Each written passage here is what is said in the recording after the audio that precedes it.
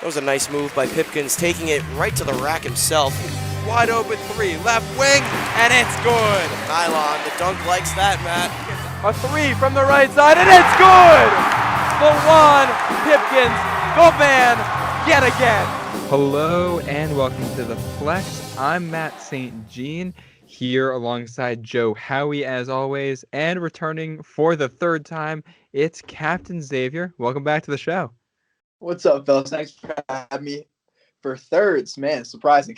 Bold move on your part again. Times three.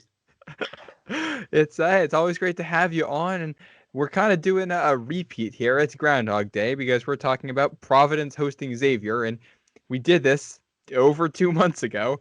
We recorded the episode, and we woke up the next morning, and Xavier had positive test. That game was canceled. Game originally scheduled for Saturday, December 12th. And we're looking at February 24th is the remake.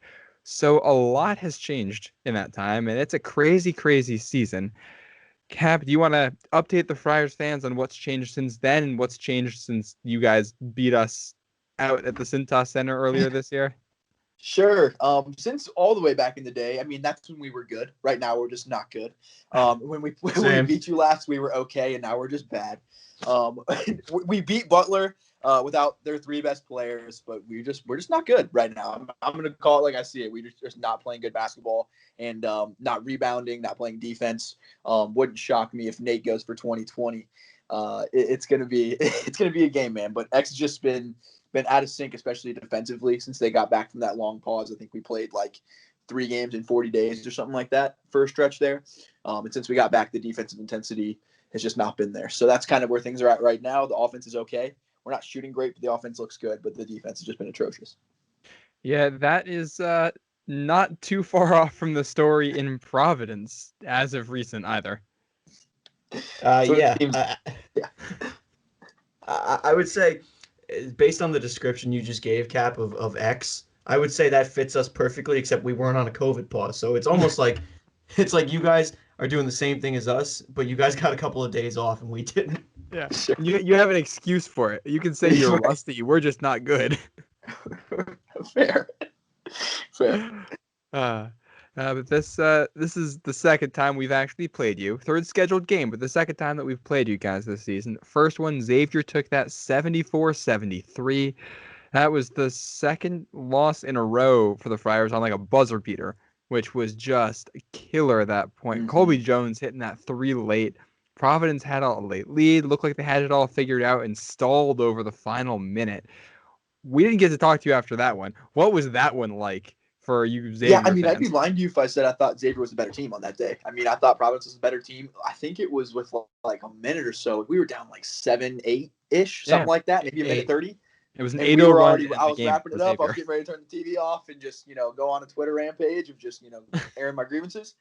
And Colby hit the big shot. And it was a special moment for him. But that was like our second or third buzzer beater in like 2 or 3 games. Like Kuckle had the one against Marquette. And I remember just thinking like, man, like Prov's about to go off. Like I would hate to be the next team to play Providence right now because you guys had lost so many close games in that stretch. Mm-hmm. But that was a huge one for us because I honestly didn't think we were the better team that day. And David Duke had 30 points that day too. He went off. And Watson with 17. I mean, that's your duo for the Friars. Yeah, and it was like we kind of talked about it. That's kind of how it had played out. It was kind of like Scruggs and Fremantle versus Duke and Watson. So it was fun to see that play out, and it's gotten even more like that, I think, on our side. So it'll be fun to see if we get that NBA Jam 2-on-2 again. Yeah.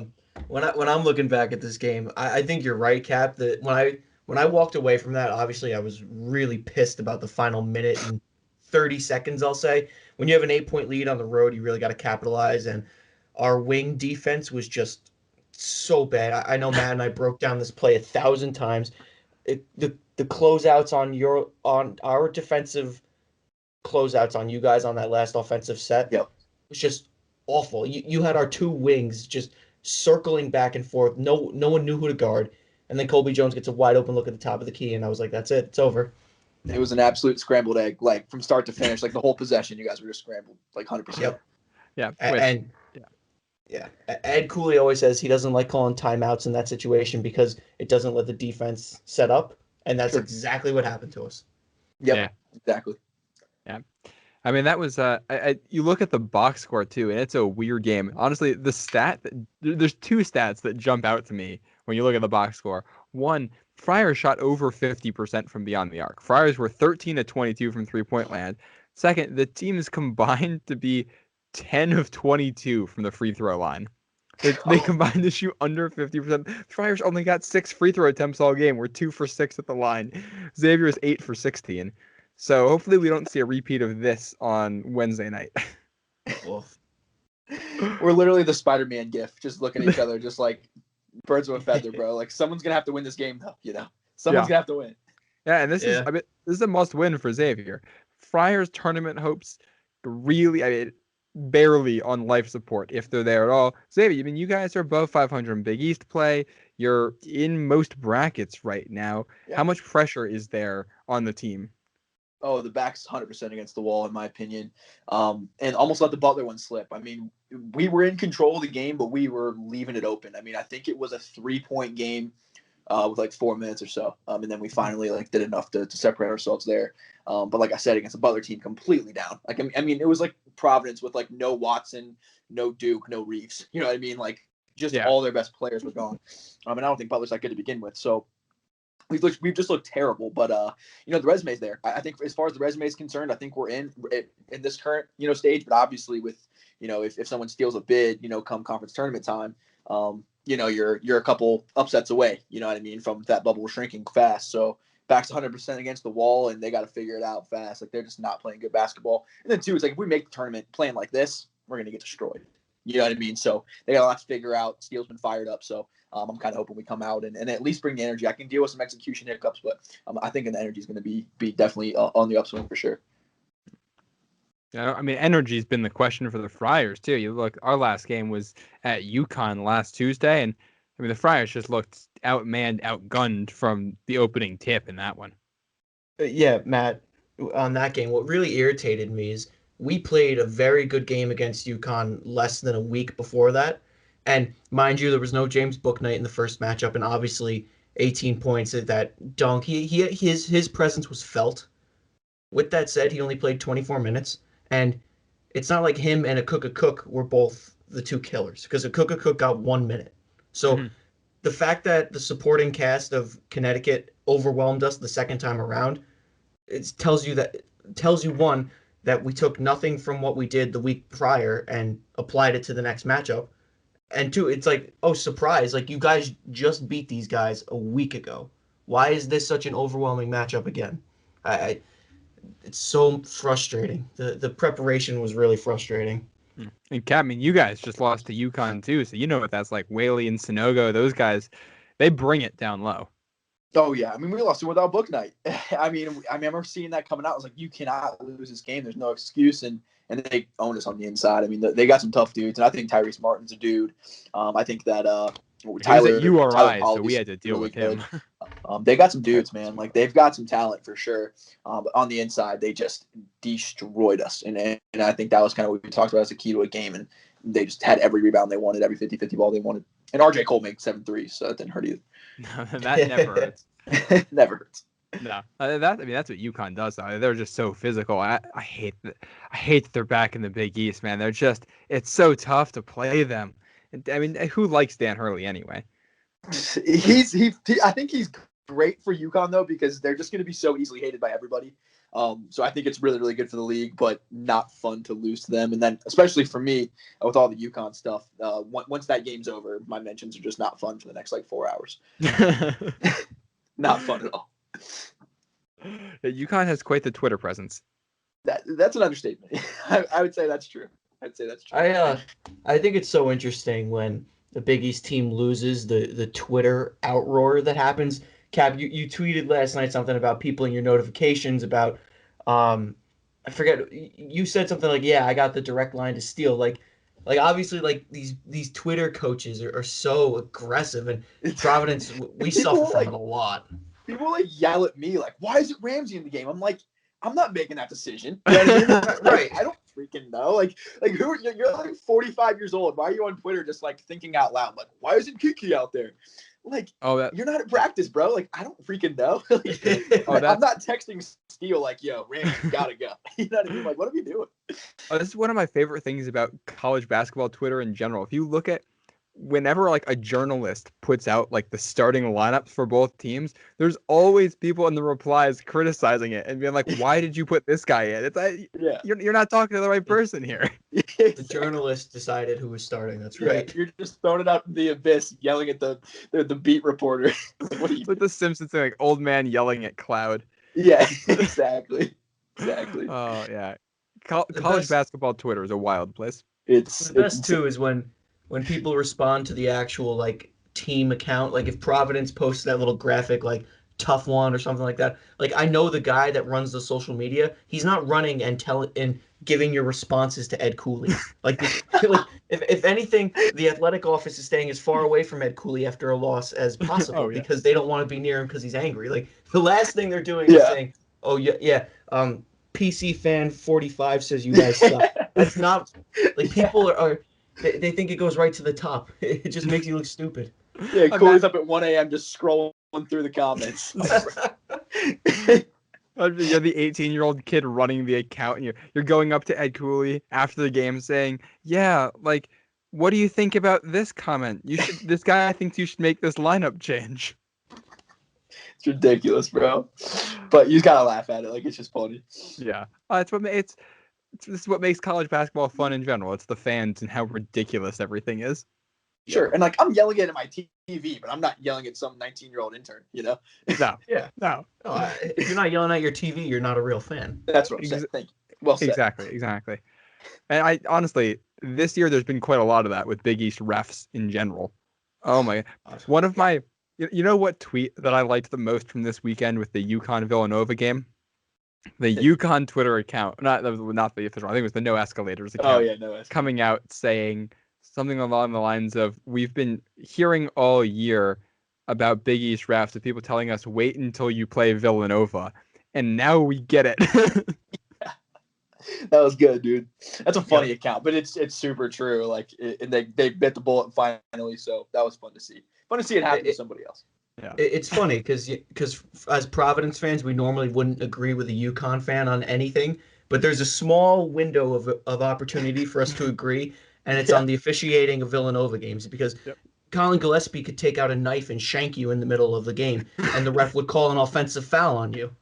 Yeah, that tiny little part in the Venn diagram. Like, okay, we can come together on this. I got you. Yeah. It's like now they've been hazed almost. Like, all right, now you guys jumped into this too. Hazed. You know what it's like. Yeah. I was here for that. Like, I don't like Villanova. Like, I'm not here for like that. Like, let's root for our own guys, except the NCAA tournament. But like, I was here for like humble UConn. Like, I was here for that. Like, the only time I'm happy to see Nova win. Like, let's humble UConn a little bit, bring them down a little bit. I'm here for this. Let's knock them down a peg. That's never a bad thing. No. All right. Let's bring it back to this game just a little bit. Obviously, I think I don't even know what to talk about X's and O's wise for this one because it seems like both teams have been so wildly inconsistent. This is really just a matter of who shows up Wednesday night.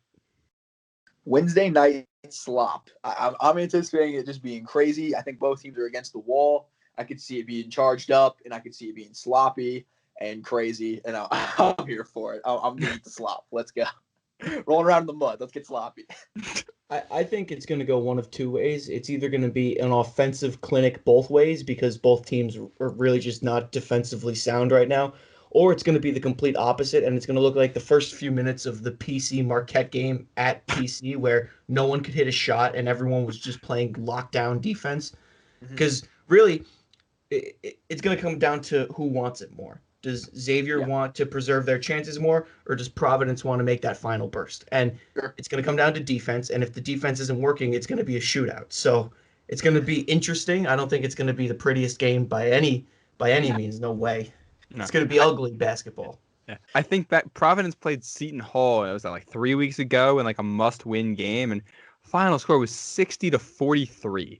And it was one of those like, all right, this is a must-win game for both teams, and that's what happens. Like, both teams are just like pressing way too much, and it's like I feel like we could get that kind of thing where both teams are just kind of jacking up threes. Both teams are trying to play a little bit of hero ball, and you end up in like All right, it's gonna be 62-59 final score.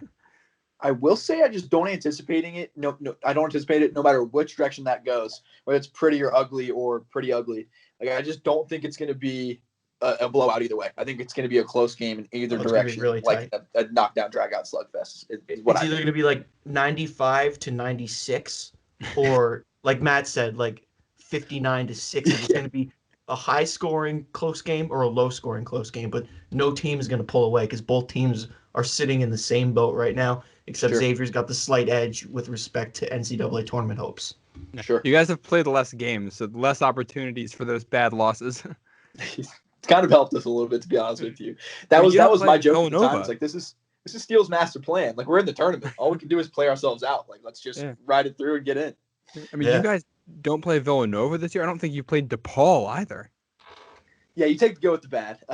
You take the go with the bad. But yeah, no Nova, no DePaul. Both sides of the spectrum getting left out right now. See, we lost one game, which is a home game to Georgetown, and we lost at Georgetown right at the end, which is just.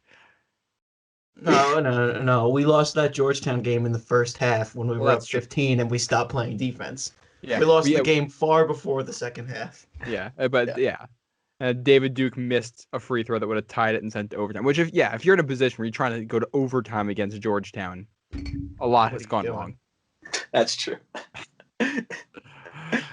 Oh man! All right, so Kat, who would you say who's the X factor for Xavier? Who's the guy like he has to show up in this one? That's a good question. Part of me says Fremantle because if we don't play defense against Watson, we might as well just not even show up. But I'm going to say Nate Johnson. I think we know what we're going to get out of Fremantle. Scruggs is Scruggs, and he's had a couple off games, but he's a senior. I think we know he's going to show up for a big game. For me, it's a guy like Nate Johnson who, over the course of the season, has been our third best player and one of our best scorers, and everyone talks about it, one of the best 3-point shooters in NCAA. But he's had a little bit of an off stretch where I think a lot of it is people have draped all over him. But he's had a hard time getting into a rhythm. But for the course of the season, he's been like our third best player, and we need a scorer. They're shutting down Fremantle and Scruggs. It's him. So I'm going to say Nate Johnson. I'd like to see him get back in rhythm, and I think that if he does, we're in good shape. I think Fremantle and Scruggs are going to show up like they always do. I mean, he had a good game in the first one. He had 14 points, hit 4 3-pointers. So he's done it against the Friars before. For sure. And also, too, Colby Jones. He's stepping into being one of the best players on the team already as a freshman. He just got. We know that name too well now. He's been nasty, and I'm sure you guys are big Colby Jones fans at this point. Oh yeah. But he's been really good, and I'm anticipating that continuing. The storyline behind that 3-pointer and what happened to him earlier in the week is a little. It makes it doesn't make it hurt so much. Still sucks that we lost the game that way, but that was a heartwarming story right there. So, but you want the story to be on your side. You're like, God, of course. Right when it's us. Okay, like right, perfect timing. I was like, great. So that kid's got a huge motivational drive to win the game against us when we really needed to win. Yeah, I remember hearing about Bronson Koenig's like big story after we lost the NCAA tournament. Like, I'm sorry, Bronson, I just don't care right now. Like, I love you, and that's great for you as a human, but like, you just ripped my heart out. Oh yeah, it's great for you as a human. This is how I feel as a Pats fan about like Nick Foles. Like, just good for you, Philly. I don't care. Right. Stop. Oh man. Joe, X factor for the Friars? Yeah, so I'm really debating between 3 guys. I'll give you all 3, and then I'll talk myself into one of them. David Duke, Nate Watson, and Allen Breed. The reason I throw Allen Breed into the mix is because obviously he caught the wrong end of a wrong call at Xavier. Cap, I don't know what you think about that call. I gotta look at film. All right. But this is the nature of bad calls, is that the team who it favored, they never remember that it went in their favor. Yeah, that's my favorite kind of ref is the one I don't remember. Yeah. But basically after that call, it seems like the wheels fell off and everything went Xavier's way. So I'm sure if I'm a player and I'm on the wrong end of that call, I'm taking some of the blame. So I think I could see Allen Breed with a drive to step it up and make up for that. David Duke, obviously, we know how he is. He's going to want to bounce back. He's been in a little bit of a lull. Obviously, if he wants to make it to the next level, he's going to have to clean it up in the final games of the season because this is what the scouts are going to look at. What happens in garbage time? If you fold, they're going to be like, no, we don't want you. If you perform, it only boosts his resume. And then obviously Nate Watson, I mean, he is a true center. He's a beast. He had a day against Xavier last time. I'm going to go with Nate just because it's his senior season.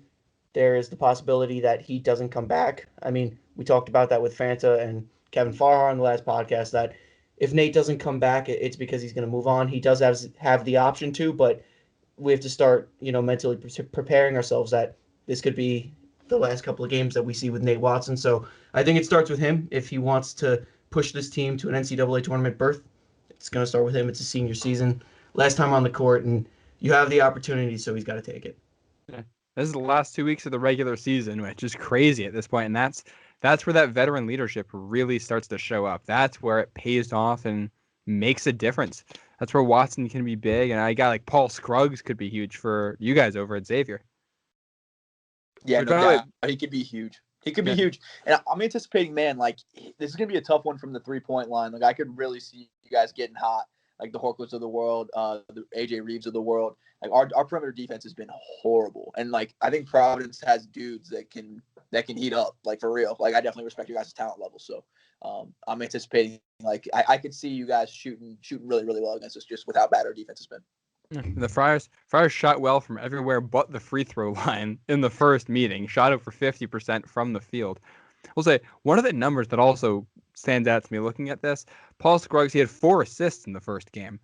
That's low for him. He's averaging almost 7 per game, leading the Big East by quite a wide margin. So the Ed Cooley defense has not been as good this year, but that's one area where it did work in the first matchup.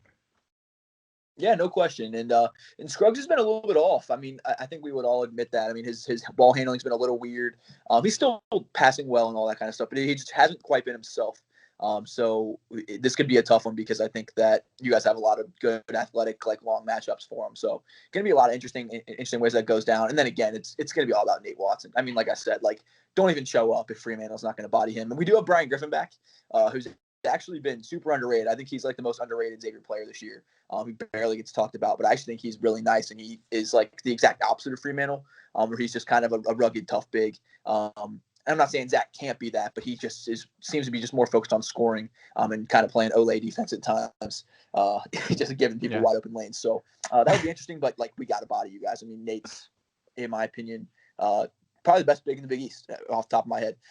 So if we're not going to rebound and be tough, don't even show up.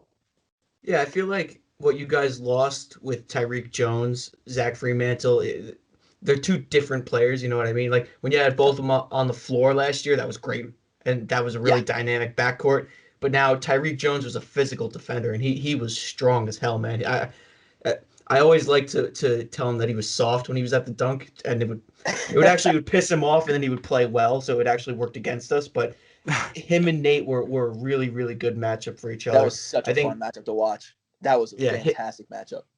Him, Nate, and Theo John, I always thought were like the three like brutes. Theo John's basketball IQ is a lot lower than the other two, so right. I won't put him at the same level. But in terms of physicality and size, it's the three of them. Yeah, the Big East JaVale McGee over there for sure. All right. Is it prediction time for this one? We wanna talk about how we think this game's gonna go? We talked about it a little bit. We want to lock in some final scores here.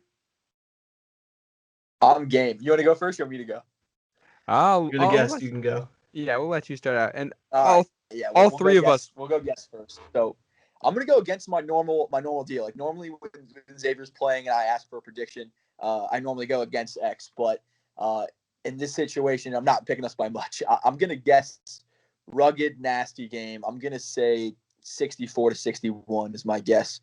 I'm taking the Muskies mostly just because it's just needed, and also too, I think there's watching Providence, and I haven't been able to watch like a full game, but in spurts when I can, it just kind of seems like the energy's just not quite there, and I could kind of see it being like a situation where it's like, what can we play into right now, on some level, maybe subconsciously, to where like Xavier has that like we can we're fighting backs against the wall for a tournament bid. But we're not playing well. So I don't think either team's playing super well, but I think it's going to be a back against the wall, rugged, nasty game. I'm going 64-61 Muskies. Gun to my head. All right. What about you, Joe? So I was going to pick Xavier to win as well. But I kind of just talked myself out of it because, like you said, Xavier is in a must-win situation. But I'm also thinking about prep time for this. We've had off since last Tuesday, so we're going to have over a week off. You guys just played on Sunday, so I think the time difference is advantageous for us. And historically, coming out of long breaks, we play pretty well off the bat. But again, we've played so inconsistently. I don't know. I'm going to take us by 1 point. I'm going to say 62-61 Friars. It's going to come down to like a free throw or some sort of buzzer beater. Like it's going to come down to like beyond the final possession. Like it'll be tied and Duke will drive for a layup and get fouled and miss the first free throw but make the second or vice versa or something like that. Yep. Yeah, it definitely feels like a tight one.